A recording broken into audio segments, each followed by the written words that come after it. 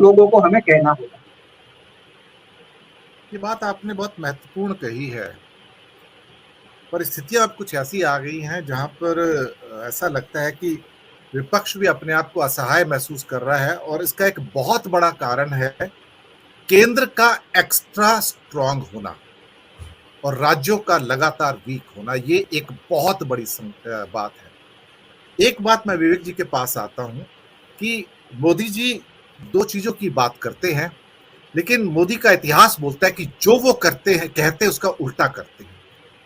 Mother of democracy की बात करके भाजपा सरकारें लोकतंत्र की हत्या करती हैं, प्रतिदिन हत्या करती हैं।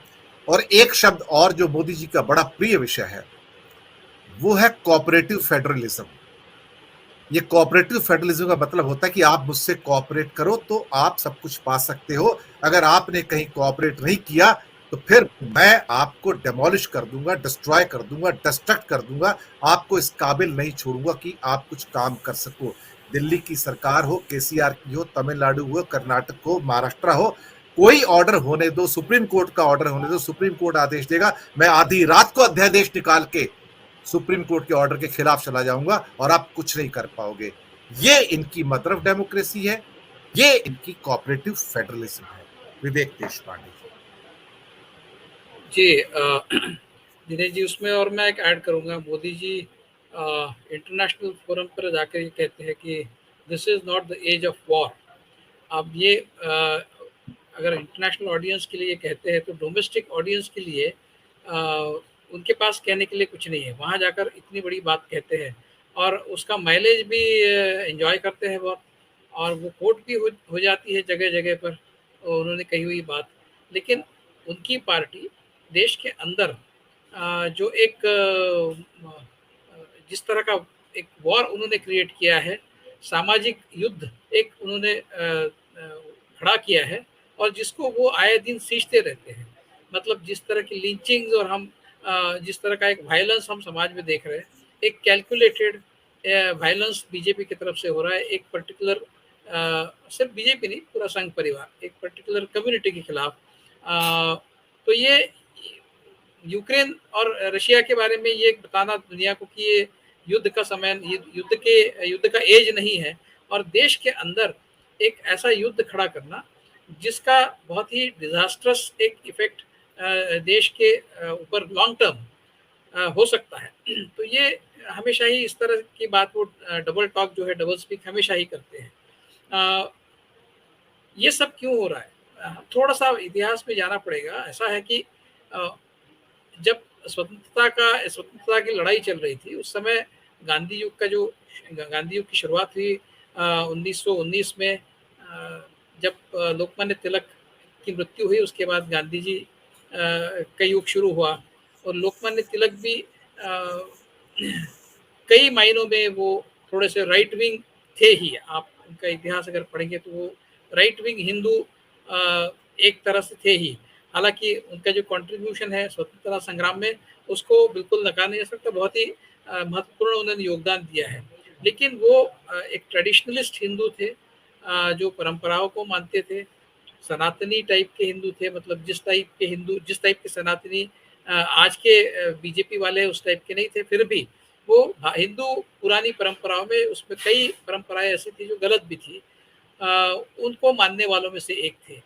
उसके बाद गांधी युग की शुरुआत हुई, और उसका जो असर रहा वो काफ़ी सालों तक, स्वतंत्रता के बाद भी काफ़ी साल वो रहा।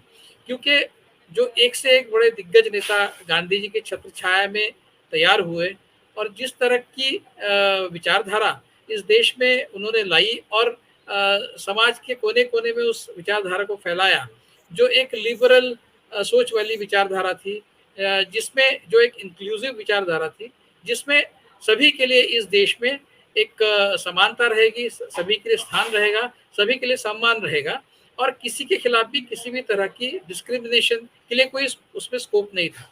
इस तरह की विचारधारा, जिसको हम आज लिबरल वैल्यूज कहते हैं, वो उन्होंने लाई। उसका असर इतने सालों तक इसलिए रहा कि वो उस समय के जो दिग्गज नेता थे, उनका प्रभाव इतना था जनमानस पर कि वो काफी लिंगरिंग रहा इतने सालों तक। क्योंकि वो जनरेशन भी उस समय की 20-25 साल 30 साल रही, उसके बाद जो जनरेशन आई वो भी उसी विचारधारा में पली बढ़ी, तो करीब करीब 50 साल तक हमने उस विचारधारा का असर इस देश पर देखा।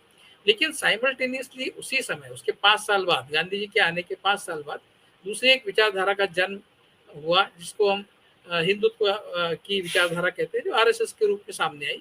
हिंदू महासभा भी थी, और ये इनकी भी साइमल्टेनियसली इनका भी उनकी भी ग्रोथ स्टोरी चल रही थी, लेकिन उनकी ग्रोथ बहुत ज़्यादा हो नहीं पाई, क्योंकि गांधी जी की जो विचारधारा थी, कांग्रेस की जो विचारधारा थी, उसका प्रभाव इतना था कि उसके प्रभाव के आगे इनकी सोच जो है वो लोगों ने कभी एक्सेप्ट नहीं की, क्योंकि भारत के जनमानस का जो चरित्र है वो गांधी और गांधी विचार और कांग्रेस के जो विचार था उसके साथ ज़्यादा मिलने जुलने वाला एक चरित्र भारत की जनमानस का हमेशा ही रहा है, सदियों से रहा है। इसलिए आरएसएस की जो विचारधारा है उसका असर बहुत ज़्यादा नहीं हो पाया।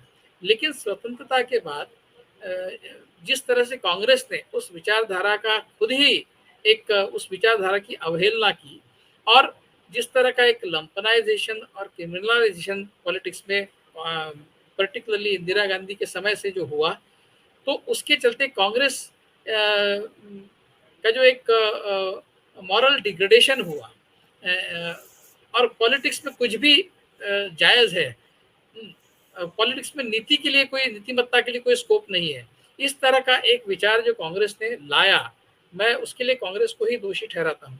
उसके चलते समाज में आरएसएस, अच्छा आरएसएस का काम तो चलता ही रहा, उनकी जो टेनेसिटी थी और उनका जो परसिवरेंस था उसको तो मानना पड़ेगा, और जिस डिसिप्लिन के साथ उन्होंने अपना काम आगे बढ़ाया और जिस विश्वास के साथ काम आगे बढ़ाया, उनका ये विश्वास था कि एक वक्त आएगा जब हम इस देश में सत्ता पर स्थापित हो गए, और उस विश्वास के साथ उन्होंने अपना काम आगे बढ़ाया और इस हद तक लाया कि वो आज सत्ता में स्थापित हो गए हैं।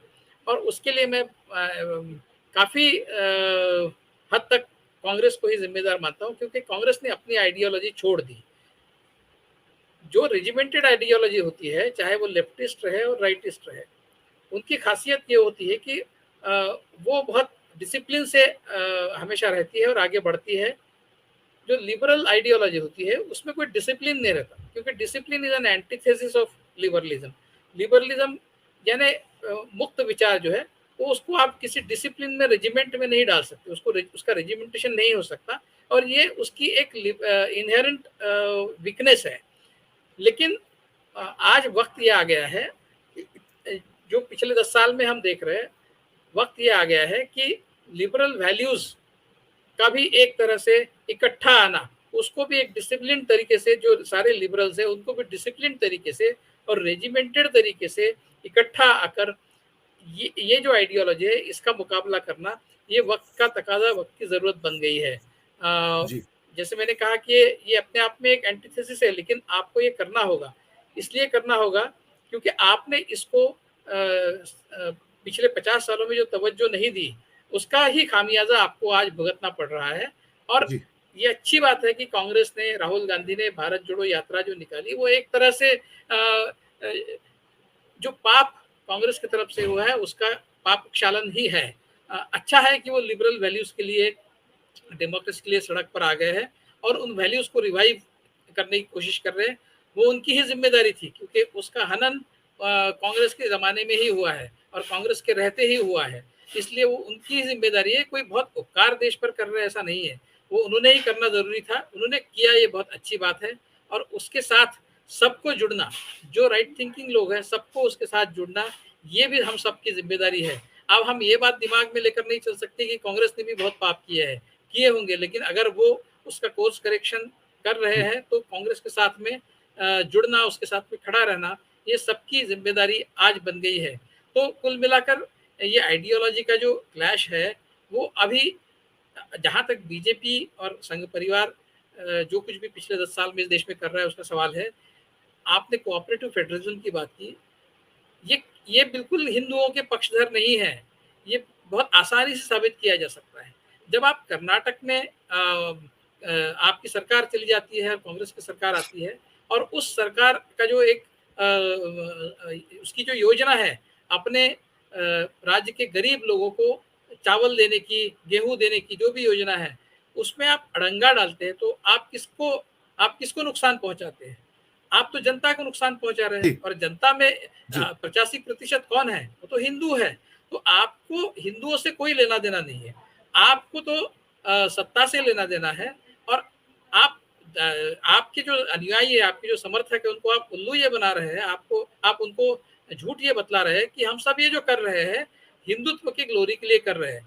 उसके लिए चाहे जी, हिंदुओं का सैक्रिफाइस भी करना पड़े, तो हम उसके लिए हमें तैयार रहना चाहिए। इस तरह का एक नैरेटिव भी गढ़ने की कोशिश कर रहे हैं और जी, इनकी जो लड़ाई है वो माइनॉरिटीज़ से ज़्यादा नहीं है, उनकी लड़ाई ज़्यादा है ऐसे हिंदुओं के साथ में जो उनकी आइडियोलॉजी में अड़ंगा बन के खड़े हैं, ऐसा उनको लगता है। यानी जी, आपके जैसे बिल्कुल। हमारे जैसे लोग हैं, तो मुसलमानों से ज़्यादा वो हमारा हमसे उनको प्रॉब्लम है और वो ऐसे हिंदुओं को ही ज़्यादा प्रताड़ित करेंगे मुसलमानों से। इस तरह का एक रेजिमेंट, इस तरह की एक पावर स्ट्रक्चर उन्होंने इस देश में खड़ा किया है।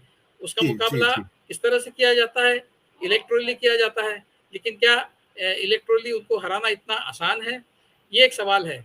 क्योंकि जो जी, 60% लोग आज भी उनके खिलाफ वोट कर रहे हैं, वो इकट्ठा नहीं है, क्योंकि वो सारे अलग-अलग खेमे में बँटे हैं। वो इकट्ठा आकर उसमें से 45% लोग भी उनके खिलाफ खड़े हो जाएँ, तो उनको आसानी से हराया जा सकता है। लेकिन यहाँ बात खत्म नहीं होती दिनेश जी, बात वहाँ से आगे और बढ़ती है। सिर्फ़ उनको जी, हराने से काम नहीं चलेगा, क्योंकि वो जो आइडियोलॉजी है, उसका काम चलते ही रहेगा। उसको इफेक्टिव करने के लिए आपको भी एक काउंटर आइडियोलॉजी जो रेजिमेंटेड ना हो लेकिन इफेक्टिव हो, आपको भी खड़ी करनी पड़ेगी, उसका काम आगे बढ़ाना पड़ेगा। जी, बिल्कुल। मैं दूसरे चक्कर में आता हूँ, सिर्फ़ 2-2 मिनट की